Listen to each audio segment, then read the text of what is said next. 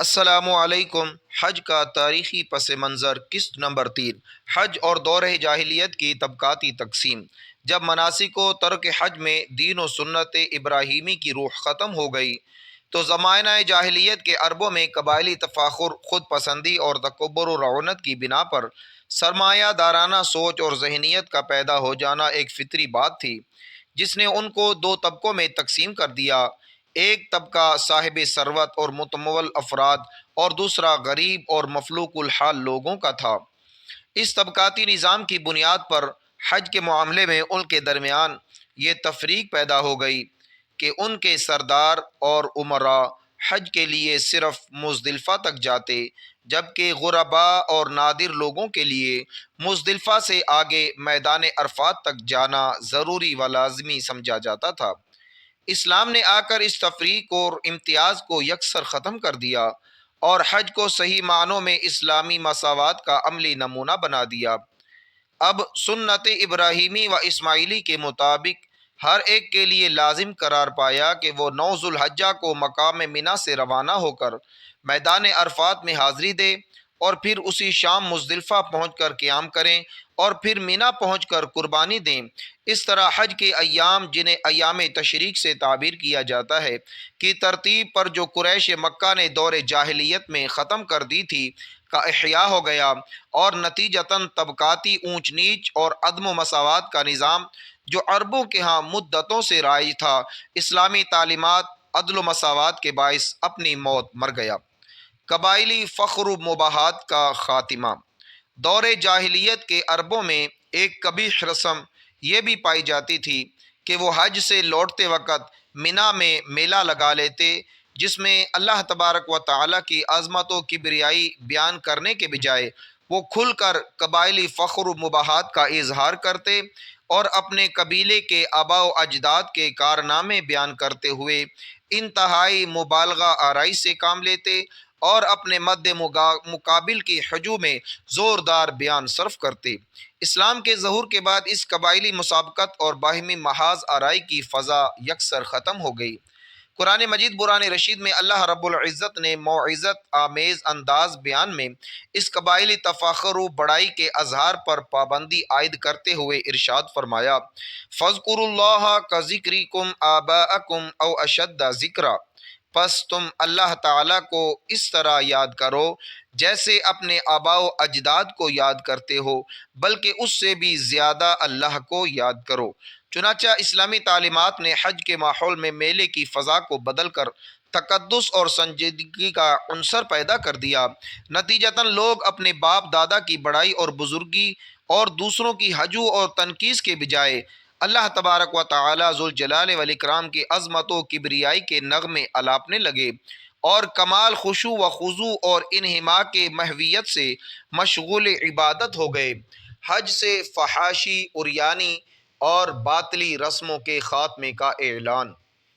دور جاہلیت میں عرب طواف کعبہ کرتے وقت برہنے ہو کر تالیاں پیٹتے اور سیٹیاں بجاتے، جنہیں وہ عبادت تصور کرتے تھے۔ قرآن مجید برہان رشید نے ان کے اس ناپسندیدہ فعل کو یوں بیان فرمایا، وَمَا كَانَ صَلَاتُهُمْ عِنْدَ الْبَيْتِ إِلَّا مُكَاءً وَتَصْدِيًّا، اور ان کی نماز خانہ کعبہ میں صرف سیٹی اور تالی بجانا تھی۔ چنانچہ حضرت صلی اللہ علیہ وسلم نے ارادہ خداوندی کے مطابق حج کی ان تمام قبیح، بیہودہ، لغو اور بے سروپا رسموں کا خاتمہ فرما دیا اور دور جاہلیت کے سب آثار اور نقش حرف غلط کی طرح مٹا دیے۔ تاریخی تناظر میں حج کے پس منظر کا جائزہ لیں تو آج جو ہمیں حج کی صورت نظر آتی ہے وہ اس حج کی ارتقائی شکل نظر آتی ہے جو فتح مکہ کے 1 سال بعد 9 سن ہجری میں حضرت ابوبکر صدیق رضی اللہ تعالی عنہ کی قیادت و سربراہی میں ادا کیا گیا تھا۔ یاد رہے کہ فتح مکہ 8 سن ہجری میں عمل میں آئی تھی اور اس سال حج اسی قدیم طریقے پر ادا ہوا تھا جو زمانہ جاہلیت میں طویل عرصے سے رائج چلا آ رہا تھا۔ آئندہ سال 9 ہجری میں رسول اللہ صلی اللہ تعالی علیہ وسلم نے حضرت ابوبکر صدیق رضی اللہ تعالی عنہ کو خاص طور پر حج کے وفد کا امیر و سربراہ بنا کر جیت صحابہ کرام رضوان اللہ تعالی علیہ مجمعین کی ہمراہی میں مکہ مکرمہ بھیجا۔ یہ وفد عازم سفر ہو چکا تھا کہ سورہ توبہ کی وہ آیات نازل ہوئیں جن میں تفصیل کے ساتھ حج کے احکامات بیان کیے گئے اور دور جاہلیت کی ان تمام باطل رسموں کو کالعدم قرار دیا گیا جن سے حج کی صورت مسخ ہو کر رہ گئی تھی۔ چنانچہ حضور رسالت مآب صلی اللہ تعالی علیہ وسلم نے حضرت علی کرم اللہ وجہہ الکریم کو اپنا نمائندہ خاص بنا کر ان آیات حج کو مجمع عام کے سامنے خطبہ کی شکل میں تلاوت کرنے کے لیے مدینہ منورہ سے روانہ فرمایا۔ پس حضرت علی حیدر کرار رضی اللہ تعالی عنہ آقا دو جہاں سرور عالم صلی اللہ علیہ وسلم کا پیغام ہر خاص و عام تک پہنچانے کے لیے اس تاریخی حج کے موقع پر حضرت ابوبکر صدیق رضی اللہ تعالی عنہ کے وفد کے ساتھ شامل ہو گئے اور حج کے اجتماع عام میں خطبہ ارشاد فرمایا جس نے دور جاہلیت کی تمام باطل رسموں کو ہمیشہ کے لیے ختم کر دیا۔ یہ بات تاریخ کے اوراق میں محفوظ ہے کہ سن 9 ہجری کا حج 2 طریقوں سے ادا کیا گیا۔ کفار اور مشرکین جو اس موقع پر موجود تھے انہوں نے قدیم آبائی طریقے سے حج کے رسوم ادا کیے، جبکہ مسلمانوں نے اللہ اور اس کے رسول صلی اللہ علیہ وسلم کی متعین کردہ حدود کے اندر رہ کر مناسک حج ادا کیے۔ تاہم اس تاریخی حج کے موقع پر ارشاد خداوندی صلی اللہ علیہ وسلم کا اعلان کر دیا گیا کہ آئندہ کسی کافر و مشرک کو حج کے لیے حرم پاک میں داخل ہونے کی اجازت نہیں ہوگی۔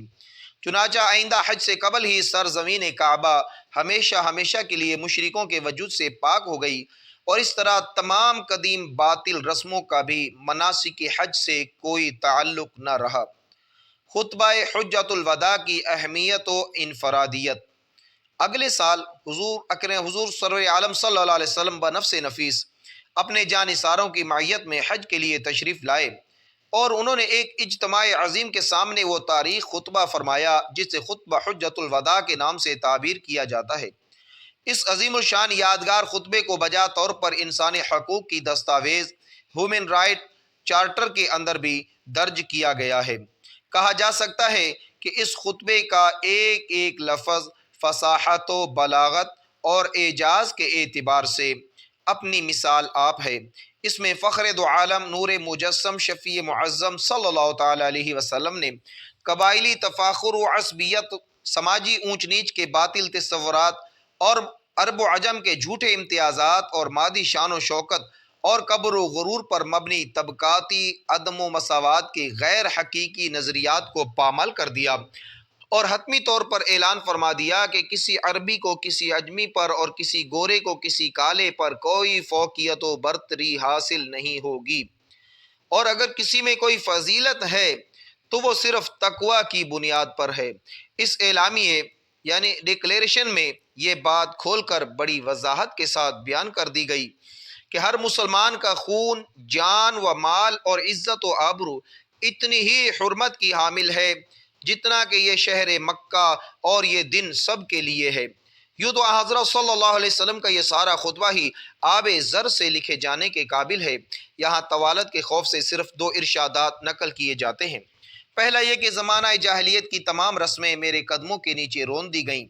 دوسرا آپ نے فرمایا کہ مسلمان کا مسلمان پر حق ہے۔ اس خطبے میں حضور صلی اللہ علیہ وسلم نے سود کے خاتمے کا انقلابی اعلان فرمایا اور اس کا آغاز اپنے چاچا عباس رضی اللہ تعالی عنہ کے واجب الادا سود کی منسوخی کے ساتھ فرمایا۔ اس طرح گویا آپ صلی اللہ علیہ وسلم نے قیامت تک کے لیے اس بنیادی معاشی اقدام کو گھر سے شروع کر کے ایک روشن و تابندہ مثال قائم کر دی۔ آپ صلی اللہ علیہ وسلم نے واضح طور پر ارشاد فرمایا کہ جس نے میرے چچا کو قرض لوٹانا ہو تو وہ صرف اصل زر ادا کرے اور اس کا تمام سود میں نے معاف کر دیا ہے۔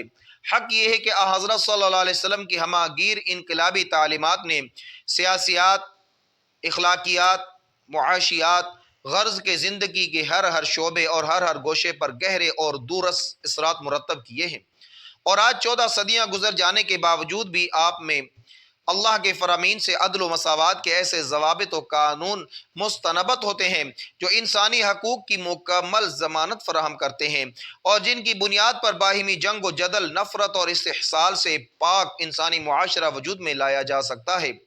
تعلیمات مصطفی صلی اللہ علیہ وسلم کا ایک بنیادی نقطہ جسے اجاگر کرنے کی ضرورت آج پہلے سے کہیں زیادہ ہے، وہ انسان کے خون کی حرمت اور اس کی عزت و آبرو کا تحفظ ہے۔ سنن ابن ماجہ کی روایت ہے کہ ایک دفعہ حضور صلی اللہ علیہ وسلم طواف کرتے ہوئے ذرا دیر کے لیے رک گئے اور خانہ کعبہ کی طرف مخاطب ہو کر ارشاد فرمایا کہ قسم ہے اس ذات کی جس کے قبضہ قدرت میں محمد صلی اللہ علیہ وسلم کی جان ہے، ایک مرد مومن کی عزت و حرمت اللہ کی نظر میں تجھ سے کہیں بڑھ کر ہے۔ والذی نفسی محمد بیدہ الحرمت المؤمن الاعظم عند اللہ حرمت Munk.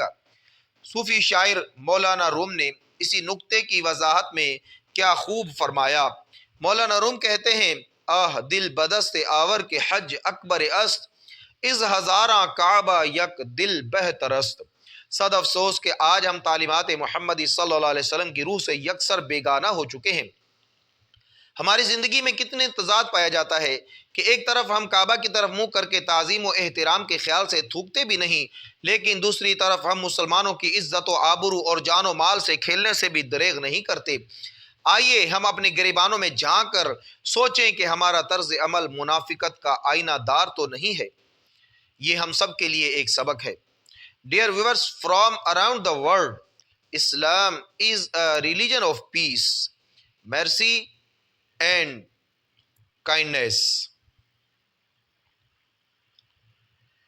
Every teaching of Islam guide humanity towards respect, honesty and compassion. If this message touched your heart, then share it with others and help spread goodness. May Allah bless you and your family with peace and happiness.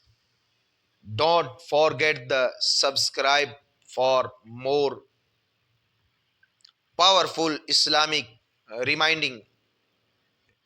Thank you for watching my videos. Thank you YouTube algorithm for viral my videos. Thank you YouTube algorithm.